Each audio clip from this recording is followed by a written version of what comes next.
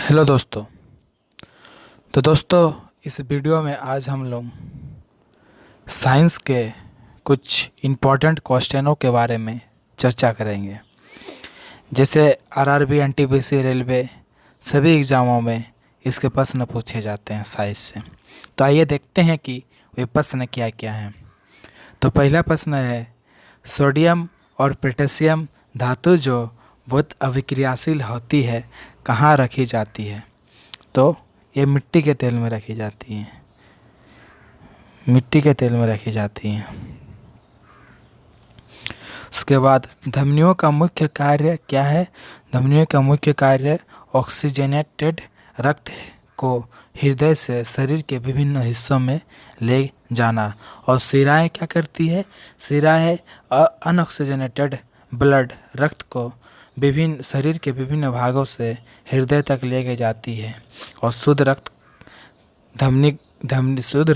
को हृदय से धमनी विभिन्न शरीरों तक लेके जाती है, शरीर के विभिन्न भागों तक लेके जाती है। तीसरा प्रश्न है, ठंडी हवा जो भूमि से समुद्र की ओर चलती है क्या कहलाती है? वह थल समीर कहलाते हैं। इसके बाद चौथा क्वेश्चन है, कौन से ग्रह पूर्व से पश्चिम की ओर परिक्रमा करते हैं?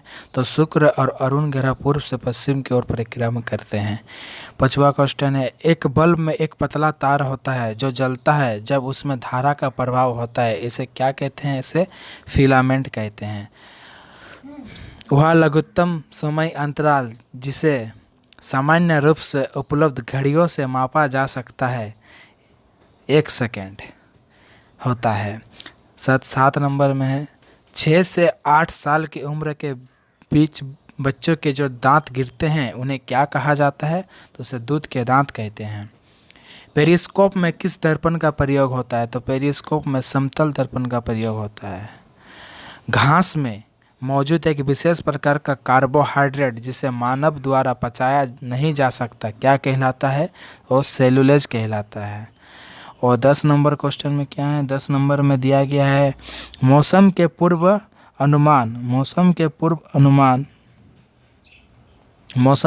अनुमान हेतु किसका प्रयोग किया जाता है? तो अधिकतम न्यूनतम तापमापी का। सूर्य की ऊष्मा हम तक किस प्रक्रिया के द्वारा पहुंचती है? तो विकिरण प्रक्रिया के द्वारा पहुंचती है। 12 नंबर प्रश्न में पूछा गया है, पुलों और गाड़ियों के निर्माण में इस्तेमाल होने वाले लौह के मजबूती देने के लिए जिंक की कोटिंग की जाती है जो इसे क्या करती है? संचरण और जंग लगने से बचाता है।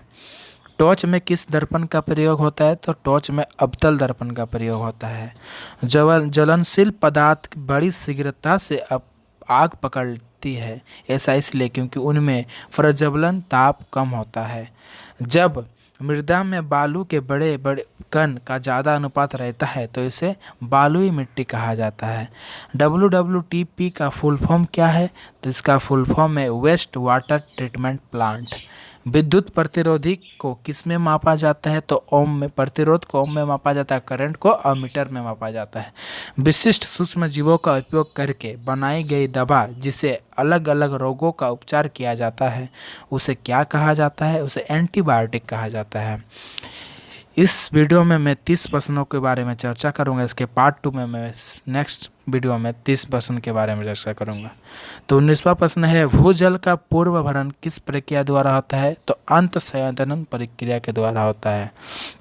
लाइकेन इनके बीच का सहजीवी संबंध होता है शैवाल और कवक।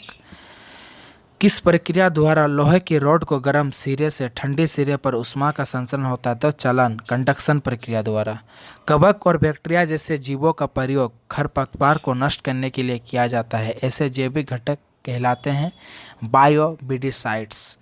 लकड़ी, कागज जैसे ठोस ईंधनों के दहन से उत्पन्न आग को बुझाने के लिए इस्तेमाल किए जाने वाले सबसे सामान्य अग्निशामक कौन सा है? तो जल अग्निशामक है। वे प्रतिबिंब जिन्हें पर्दे पर प्राप्त किया जा सकता है उन्हें इनसे संबोधित किया जाता है। वास्तविक प्रतिबिंब को पर्दे पर प्राप्त किया जा सकता है। 25 नंबर में क्या प्रश्न है? इसमें कॉपर सल्फेट CuSO4 के विलयन में बिजली के वाहक का क्या है? आयन। पानी के गिलास में रखा गया एक चम्मच पानी के पृष्ठ पर मुड़ा हुआ प्रतीत होता है, इसका कारण क्या है? प्रकाश का अपवर्तन है।